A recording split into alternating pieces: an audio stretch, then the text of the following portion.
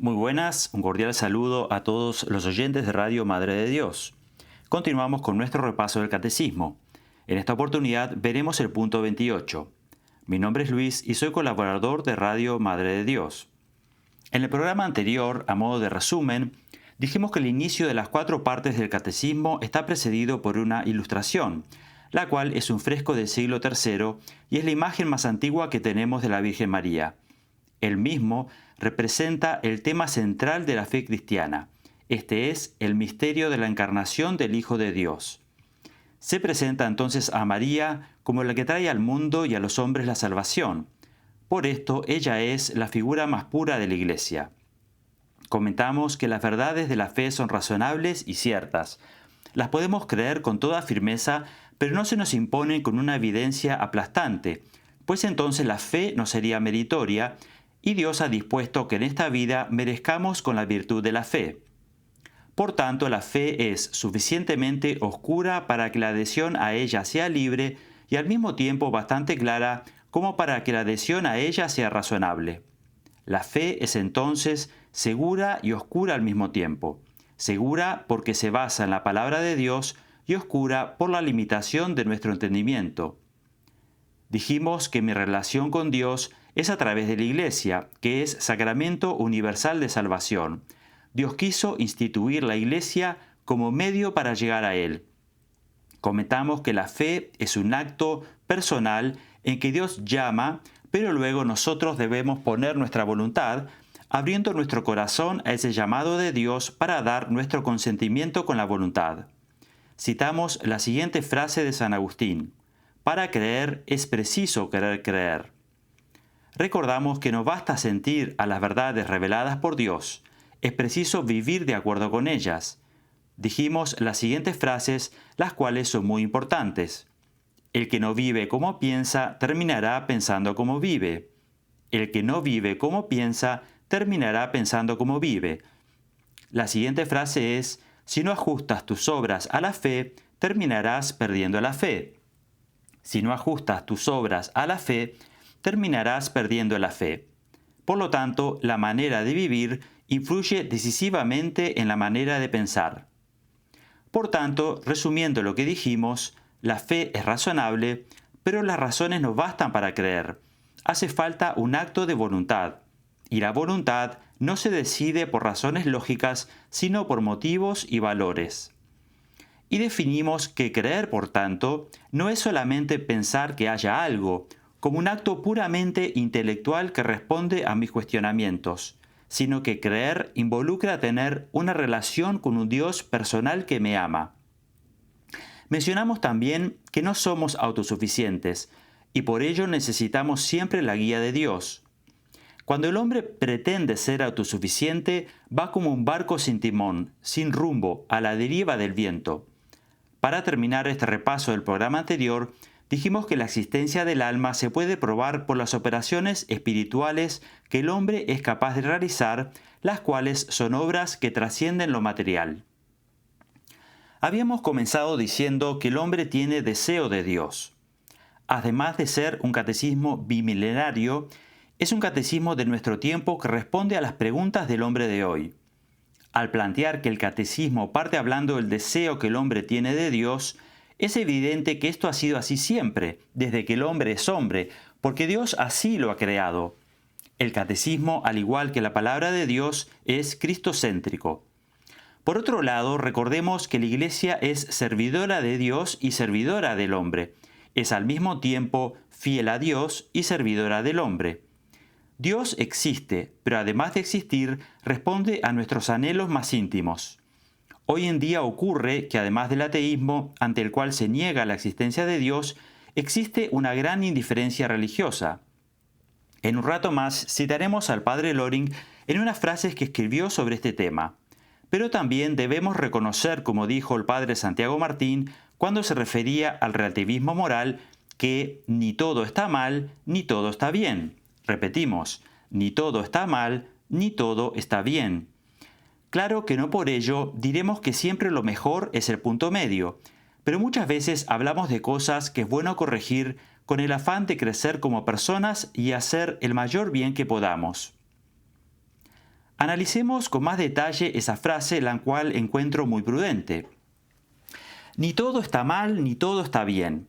Creo es una frase muy adecuada porque claramente existen dos posturas opuestas y erradas. La primera dice, no todo está mal. Si tomamos como un extremo, según nos dice la frase, podríamos tener esta postura, pero el error en ella es que nos estamos fijando solamente en las cosas malas que ocurren, cuando hay muchas cosas buenas a las cuales nos hemos acostumbrado y ya no tenemos en cuenta.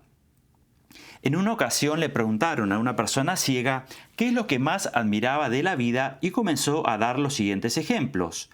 Poder bañarme con agua caliente, acostarme en mi cama con las sábanas lavadas y con aroma suavizante, la suave brisa en el rostro por la tarde, disfrutar de una comida con familia o amigos, etc. Y quienes le escucharon quedaron pasmados, ya que en esos casos en los cuales nos damos cuenta de todas las cosas buenas que tenemos y que pasamos por alto. Otra persona también decía que deberíamos dar gracias por llegar a nuestra casa y luego de accionar la llave que se encienda la luz. Por lo tanto, en este caso, recordar las cosas buenas y dar gracias siempre que podamos y nos acordemos, porque creo que nos pasa mucho que olvidamos el dar gracias. Recordemos que lo repetimos en cada Santa Misa. En verdad es justo y necesario, es nuestro deber y salvación darte gracias siempre y en todo lugar, Señor Padre Santo, Dios Todopoderoso y Eterno. Este fijarnos solamente en lo malo, olvidando las cosas buenas, afectará obviamente nuestro estado de ánimo, y como dicen por ahí, nos pondrán el apodo de profetas de calamidades, transmitiendo con nuestros actos y palabras desesperanza en vez de la esperanza que es preciso transmitamos para contagiar a otros con la misma. La frase bíblica que dejó esto bien claro es la siguiente: Estad siempre alegres en el Señor. Os lo repito, estad alegres. Filipenses capítulo 4, versículo 4. Uno pudiera pensar que ante problemas graves es imposible estar alegres, pero si tenemos nuestra confianza puesta en el Señor, no importa lo grave de una situación, teniendo paz interior, con la paz que Dios da a nuestra alma, podremos poner esta alegría en práctica. La segunda parte de la oración que comentamos dice que ni todo está bien. Si analizamos esto en oposición a la primera postura, caeríamos en esa indiferencia en que creemos eliminar el problema olvidándonos del mismo o mirando hacia otra parte. Basta encender la tele para darnos cuenta que no todo está bien, y sería un error echarle la culpa a alguien más que el pecado, el cual tiene siempre consecuencias en quien lo comete y en los demás. Necesitamos, por tanto, escuchar a la conciencia cuando nos dice que hicimos un mal. Dijo San Juan Pablo II a los jóvenes en Santiago de Compostela: no deforméis vuestra conciencia, llamad por su nombre al bien y al mal. No deforméis vuestra conciencia, llamad por su nombre al bien y al mal. Por ello es tan importante formar la conciencia, porque si partimos de una premisa errada, siguiendo nuestro propio parecer o conveniencia, lo más probable es que nuestra conclusión será también errada. Ni el placer ni el dinero son capaces de hacer feliz una conciencia intranquila. Decía un sacerdote que si todos cumpliéramos los mandamientos, la vida en la tierra sería como un cielo. Pasemos ahora entonces a tratar el tema sobre la indiferencia religiosa. Ello puede sonar duro, pero como decía el teólogo Sayés, no hay mayor emoción para el hombre que encontrar la verdad aunque sea dura. No hay mayor emoción para el hombre que encontrar la verdad aunque sea dura. El hombre está hecho para la verdad. Por eso nos duele que nos mientan, que nos engañen. Citando ahora al padre Loring, dice: es aterrador contemplar que la mayoría de los hombres viven al margen de sus deberes religiosos. Muchísimos lo niegan con descaro, otros muchos lo olvidan. ¿Cuántos son los hombres que ponen a Dios en su sitio? ¿Cuántos son los que le aman sobre todas las cosas como manda el primer mandamiento? La mayoría de los hombres no tienen para con Dios otra cosa que frialdad, apatía e indiferencia. Lo mejor que podemos hacer en esta situación es rezar por ellos. Y así podemos llegar a personas que ni siquiera conocemos, pidiendo su conversión. En eso estaremos amándoles, haciendo gran caridad.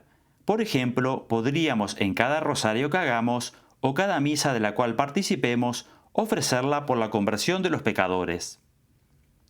Y eso es además lo que nos ha pedido nuestra Madre en Fátima, cuando pidió oración y sacrificio por los pecadores que iban al infierno por no tener nadie que rezara y se sacrificara por ellos. En estos dos hechos estaremos imitando a Jesús, modelo de oración y sacrificio por los hombres. Más adelante hablaremos del sacrificio. En principio, podemos ofrecer pequeños trabajos o privarme de algo que me gusta, por ejemplo, de un postre, etc. Vamos a hacer aquí un paréntesis para dar dos consejos sobre el rezo del Santo Rosario. Primero, no es necesario que cada vez que iniciamos el rezo del Santo Rosario repitamos cada vez las mismas intenciones, por ejemplo, dar gracias, pedir por la familia, salud, etc. Antiguamente yo personalmente tenía una lista en que pedía por mis intenciones y por ciertas personas, y leerla me llevaba aproximadamente unos 10 minutos. Es suficiente hacerlo la primera vez solamente, y luego para aprovechar más bien ese tiempo en rezar, diremos al iniciar cada rosario, por las mismas intenciones de cada día. Luego, si queremos agregar una nueva intención, en ese momento la agregamos a las intenciones de todos los días. El no hacerlo así sería como desconfiar de que Dios tenga mala memoria y no se acuerde de las intenciones de nuestro rosario diario. El segundo consejo respecto al rezo del Santo Rosario es que Dios no se cansará de que agreguemos intenciones, ni hay un límite para las intenciones por las cuales recemos. Cuanto más intenciones agreguemos, mejor será. Recordemos la oración que el ángel de Portugal enseñó a los videntes de Fátima antes de las apariciones. Santísima Trinidad, yo creo, adoro, espero y os amo. Te pido perdón por los que no creen, no te adoran, no esperan y no te aman. Vemos aquí la importancia de rezar por nuestro prójimo y la necesidad de reparación. Y pongamos otro ejemplo. Si vamos por la calle y vemos a veces que hay personas mal vestidas o una persona enferma que pueda necesitar oración, es muy efectivo agregarla a las intenciones del rosario diario y así les haremos un enorme bien al ofrecer el Santo Rosario por ellas. Uno de los problemas que tenemos hoy en día para evangelizar es que nos dirigimos a un hombre que, inmerso en esta cultura intrascendente, no se hace las grandes preguntas por el sentido de la vida. Ese sentido espiritual lo tiene como anestesiado. Decía Frank Morera que muchas veces el hombre tiene miedo al silencio, de encontrarse con Dios, y de forma consciente o no, busca estar siempre con algún tipo de ruido. Pero es fundamental alejarse del ruido externo y acallar los ruidos internos, porque así podremos escuchar a Dios en nuestro interior. Todo en su justa medida, ya que no tiene nada de malo escuchar música, pero también buscar momentos de soledad y silencio interior para encontrarnos con nuestro Dios. Dice la Sagrada Biblia cuando Dios habló a Elías. Le dijo Yahvé: sal fuera y ponte de pie en el monte ante Yahvé. Y he aquí que pasó Yahvé. Un viento grande e impetuoso rompía delante de Yahvé los montes y quebraba las peñas, pero Yahvé no estaba en el viento. Después del viento hubo un terremoto, mas Yahvé no estaba en el terremoto. Y después del terremoto un fuego, pero Yahvé no estaba en el fuego. Y tras el fuego un soplo tranquilo y suave. Al oírlo Elías se cubrió el rostro con su manto y salió, y se puso de pie a la entrada de la cueva. Primer libro de los Reyes, capítulo 19, versículos de 11 al 13. En el silencio, además, cuando reflexionamos y nos hacemos las preguntas importantes: ¿qué sentido tiene esta vida? ¿Qué es lo que Dios me ha encomendado? Etcétera. Existen en la vida también esos momentos de crisis que nos llevan a hacernos estas preguntas. Citaré un ejemplo que escuché una vez. Cuando a un pollo le cortan la cabeza, su cuerpo con las patas corre por un rato, y esta persona hacía la siguiente comparación. Vamos por la vida como pollos sin cabeza, y cuando ocurre algo fuerte e inesperado, como una enfermedad o la muerte de un ser querido, nos ponemos nuevamente la cabeza y nos hacemos estas preguntas trascendentes. Al haber sido creados para el infinito, pretender saciar nuestro deseo de felicidad con cosas materiales de este mundo no lo vamos a poder lograr, porque como hemos dicho, tenemos un alma inmortal, la cual solo se sacia en Dios. Hemos sido creados para la eternidad. Partimos de esta premisa entonces, que el hombre es un ser religioso por naturaleza, y si no adora a Dios, terminará adorando cualquier cosa. Adorar es poner a Dios en primer lugar antes que nada y nadie y someterme a Él. Pero no es un someterme ciego, ya que confiamos en su amor infinito, en su infinita bondad y fidelidad. Cuán digno de amor es Dios, que siendo Dios todopoderoso y eterno, por amor al hombre se deja crucificar por sus propias criaturas para redimirlas. Repetimos, cuán digno de amor es Dios, que siendo Dios todopoderoso y eterno, por amor al hombre, se deja crucificar por sus propias criaturas para redimirlas. Y al decir que el hombre es religioso por naturaleza, ello vale para todos los tiempos, justamente porque está en su naturaleza. Es cierto que antes el hombre practicaba más la religión que en los tiempos modernos, pero eso no significa que antes el hombre necesitaba de la religión y ahora no. Como hemos dicho, si trata de suplir a Dios, el hombre se fabricará un ídolo al cual adorar buscando satisfacer esa necesidad. Puede existir una concepción errónea de que a medida que la ciencia avanza, el hombre se vuelve más autosuficiente. Pero al contrario de ello, los científicos, cuanto más profundizan en el conocimiento, más se han ido convirtiendo, convenciéndose que la sabiduría presente en la naturaleza y en los seres creados son reflejo y apuntan a un creador que todo lo gobierna y sostiene. Pongamos algunos ejemplos. Dijo Einstein, la naturaleza es la realización de las ideas matemáticas de Dios. Isaac Newton dijo, el conjunto del universo no podía nacer sin el proyecto de un ser inteligente. El conjunto del universo no podía nacer sin el proyecto de un ser inteligente. Y dijo Paul Dirac, catedrático de física de la Universidad de Cambridge, Dios es un matemático de alto nivel. Por citar solamente algunos ejemplos. Otra frase excelente dice, la inteligencia que ordena las estrellas en el cielo y dirige con tanta perfección la máquina del universo es la inteligencia de Dios. El hombre actual sigue siendo un hombre religioso, pero debemos ver en su interior y no en las apariencias, porque al igual que dijimos sobre la conciencia, el hombre puede intentar pretender que no es religioso. Muchas veces por ese intentar ser políticamente correcto, hemos callado nuestra fe. Y no se trata de salir a predicar en las plazas, pero dependiendo la persona que tenga delante, por ejemplo, si vemos que no demuestra interés en que le hablemos sobre Dios, un gesto amable, una sonrisa, una demostración de que me importan los demás, o un conversar sobre la sabiduría que se encuentra en la naturaleza, lo cual nos habla de un ser inteligente, es de gran ayuda. Es muy importante también que mostremos coherencia, para que vean así que nuestro comportamiento, nuestro actuar está de acuerdo con nuestra fe. Y en ese caso, cuando tengan un problema o duda, vendrán a pedir nuestro consejo y con esos actos estaremos también dando testimonio. Ese hombre políticamente correcto no es el hombre real. El hombre real se descubre en las crisis que se provocan en nosotros o en situaciones límites. Dios no solo existe, sino que es el sentido de nuestra vida. Si no tenemos esto claro, no nos atreveríamos a predicar.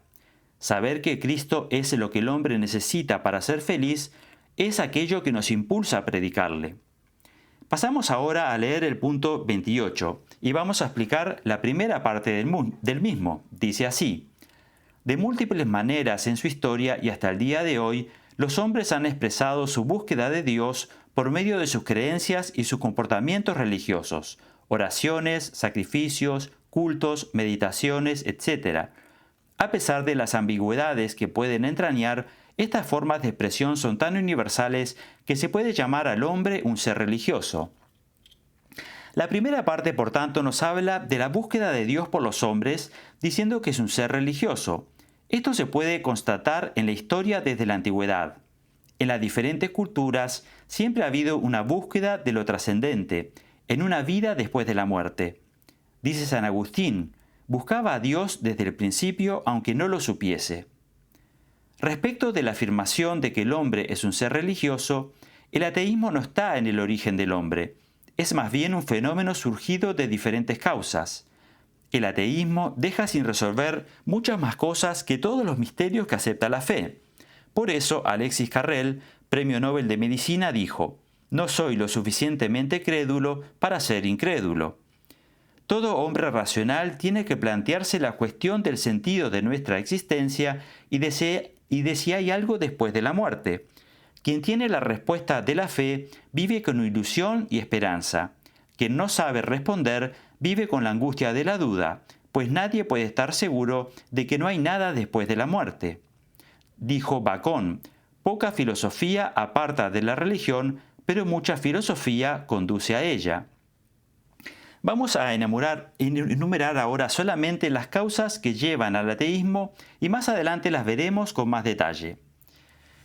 La primera causa es la rebelión contra el mal en el mundo, la ignorancia religiosa, una formación religiosa infantil, un apego desordenado a los goces de este mundo, el mal ejemplo de algunos creyentes, un ambiente hostil a la religión y un equivocado temor de Dios que no conoce la misericordia y bondad divinas.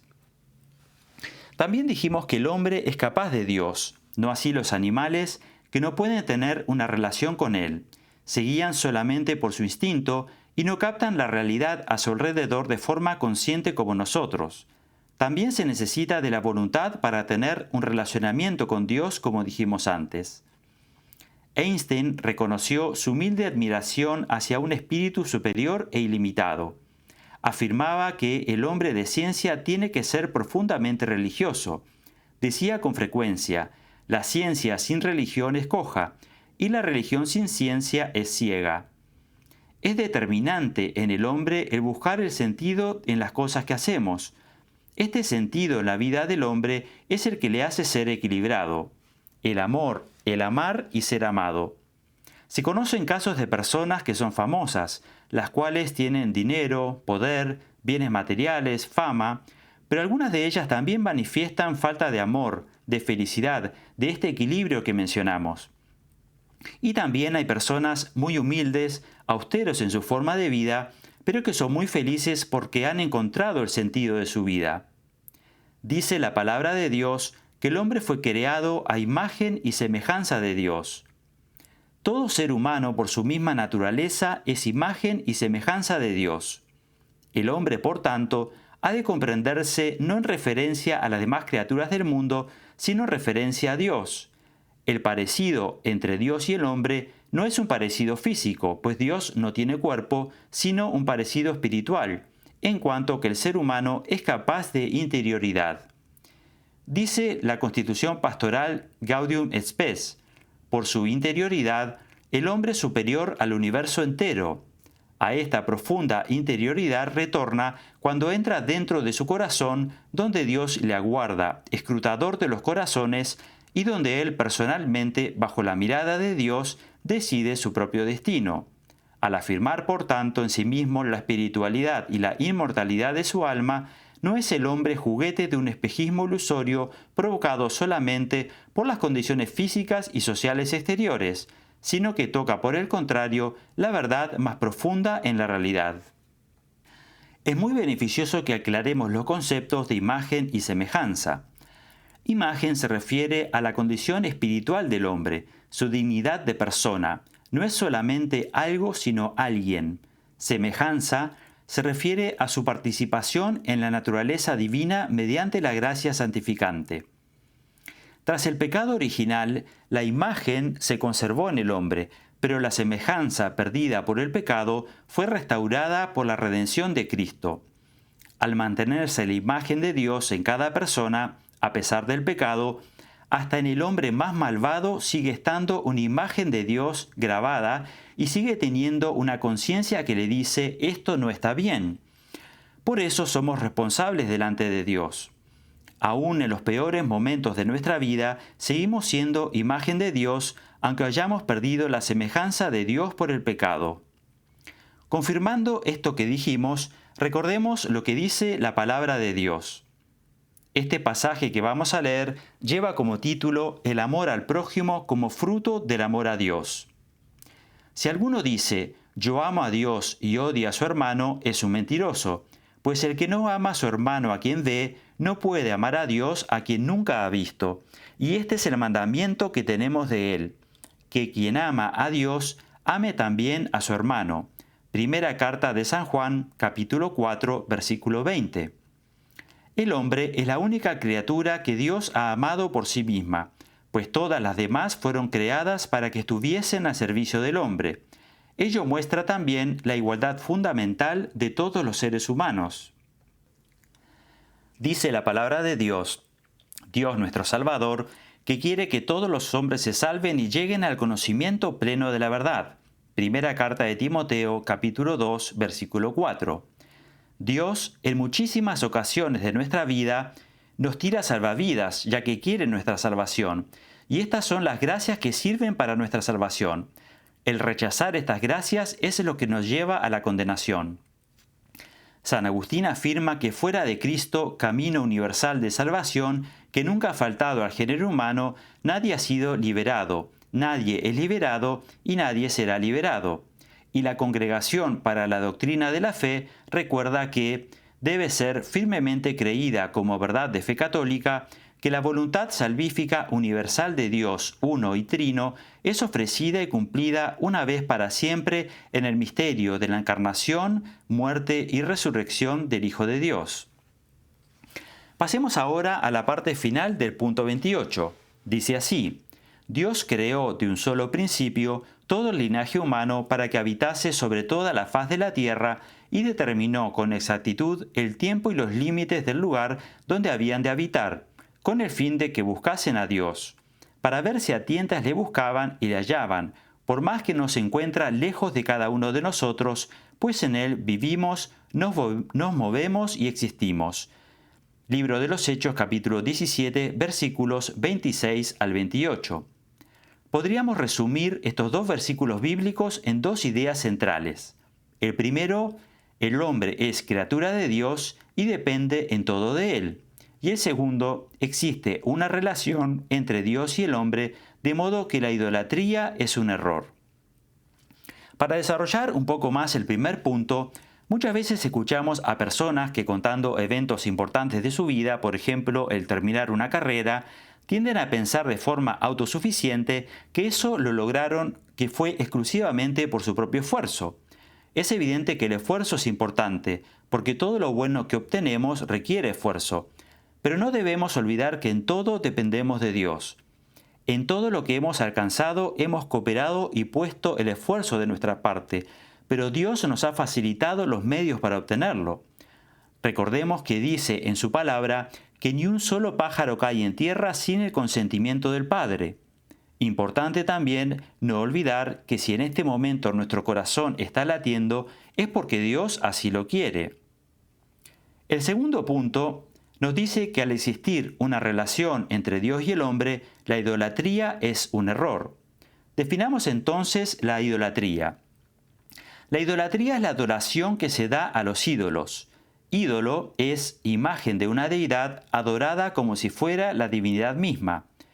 La palabra idolatría está compuesta de dos palabras, ídolo y latría, donde ídolo es aquello que toma el lugar de Dios y latría significa culto de adoración.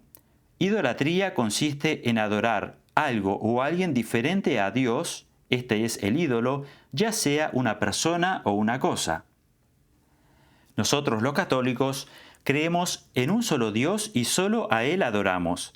Las religiones paganas de la antigüedad adoraban al sol, la luna, a la tierra, el fuego, el viento, etc., identificando la naturaleza como si fuese Dios mismo. También se ha llegado a adorar personas, como ocurría con los emperadores romanos, ante los cuales los fieles cristianos se negaban a tal acto. Muchas religiones hacían sus propios dioses haciendo figuras con sus propias manos, y esas figuras que se consideraban dioses es a lo que se les llamaba ídolos.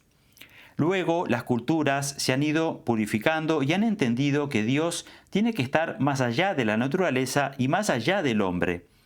Recordemos que donde hay orden, hay una inteligencia detrás, y cuanto más desarrollado es ese sistema, mayor es la inteligencia que se requiere para desarrollarlo. Esto para explicar lo complejo de la naturaleza y del ser humano. termina este punto diciendo que Dios no se encuentra lejos de nosotros, ya que en Él vivimos, nos movemos y existimos. Reflexionemos cuántas veces nos hemos quedado atónitos mirando las estrellas, imaginando la inmensidad del universo. Sin embargo, si miramos dentro de nosotros mismos, viendo todos nuestros órganos, cómo cada uno cumple su función específica, el corazón, un músculo que trabaja sin descanso por casi 100 años, los pulmones, el sistema digestivo, el circulatorio, la complejidad del ojo, solo por dar algunos ejemplos. Creo que reflexionar solamente en lo complejo y maravilloso del ser humano ya es razón suficiente para aceptar que una inteligencia superior a nosotros ha intervenido para crearnos. Ello también nos da la pauta que no es preciso buscar fuera a Dios, fuera de nosotros, sino más bien en nuestro interior, sabiendo que quiere tener un trato íntimo con nosotros. Para terminar, citemos a San Gregorio expresando que el hombre tiene su origen en Dios y por eso conserva una nostalgia de Él que le impulsa a buscarle. Dice San Gregorio: si alguien levanta su atención un poco sobre lo corporal y liberado de la servidumbre sin razón de las pasiones, examina su propia alma con pensamiento honesto y sincero, verá claramente en su naturaleza el amor de Dios hacia nosotros y el designio del Creador. Observando de esta forma, descubrirá que es esencial y natural al hombre el deseo hacia lo hermoso y óptimo. Descubrirá también, sembrado en su naturaleza, el amor impasible y feliz hacia aquella imagen inteligible y bienaventurada de la que el hombre es copia. Para finalizar, dejamos la siguiente frase para reflexionar durante la semana. Dice: todos los hombres llevan escrito en sus corazones lo que Dios manda o prohíbe, y de ello es testigo la conciencia. El remordimiento de conciencia es superior a nosotros mismos. Repetimos: todos los hombres llevan escrito en sus corazones lo que Dios manda o prohíbe, y de ello es testigo la conciencia. El remordimiento de conciencia es superior a nosotros mismos. Como siempre, les aliento a continuar con nuestra formación del catecismo. Además de escuchar este programa en Radio Madre de Dios, pueden tener acceso a estos videos de estudio del catecismo en el canal de YouTube llamado Editorial María Reina. Y les comparto la siguiente frase. Dice: Dios nos ama y está más empeñado en nuestra felicidad y nuestra salvación que nosotros mismos. Dios nos ama y está más empeñado en nuestra felicidad y nuestra salvación que nosotros mismos. Muchas gracias por su atención. Les envío un saludo cordial a todos los oyentes de Radio Madre de Dios. Que la Virgen Santísima les proteja y bendiga siempre, y hasta la próxima emisión si Dios quiere.